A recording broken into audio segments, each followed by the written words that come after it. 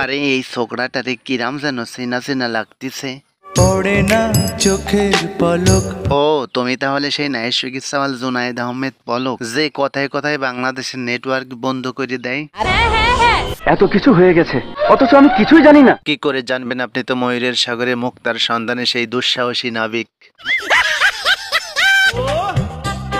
কিন্তু পলকের সাথে এইটি আবার কোন নিবংশের আওলাদ?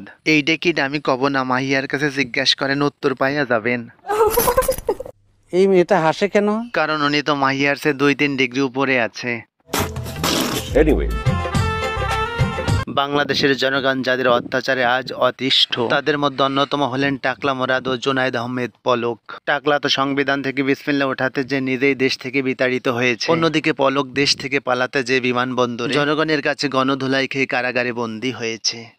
কি কোন ভাই, এটা তো খুশির সংবাদ ভাই, আনন্দের সংবাদ ভাই। আর এখন কারাগারে বন্দী হয়ে মুজিব পরদেশির গান গাওয়া ছাড়া কোনো উপায় নাই।